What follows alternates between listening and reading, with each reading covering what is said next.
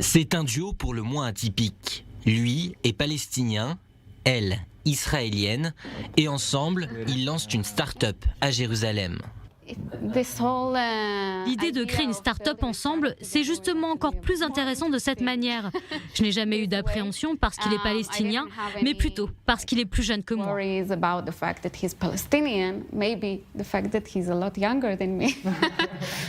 Depuis 9 mois, ils travaillent d'arrache-pied sur ce projet qui doit aboutir début 2022.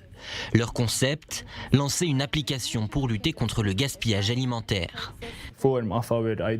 L'idée, c'est de mettre en relation des hôtels, des commerces, des restaurants, des traiteurs ou même des agriculteurs qui ont des surplus de nourriture avec des associations qui viennent en aide à des gens qui en ont besoin.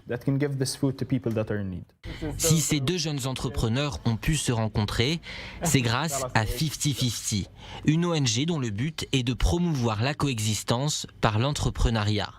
Régulièrement, des sessions sont organisées pour accompagner les meilleurs projets de start-up à voir le jour. On veut des gens qui ont différentes capacités, donc quand on crée notre cycle, en fait, ces 30 personnes, on essaie que ça soit vraiment très diversifié. Donc pas seulement juifs, arabes, israéliens, palestiniens, mais aussi évidemment hommes-femmes, et aussi c'est pas que des ingénieurs, pas que des informaticiens, mais aussi des psychologues, des gens qui ont étudié le théâtre, des gens très différents pour vraiment créer quelque chose qui est très diversifié.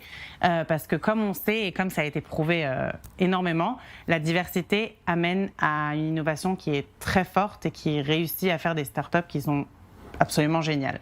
Et c'est cet incubateur dans une école d'ingénieurs de Jérusalem qui fournit tout ce dont les entrepreneurs ont besoin. Tout ce que nous avons dans l'école est à leur disposition. Ils peuvent utiliser les laboratoires, nos logiciels.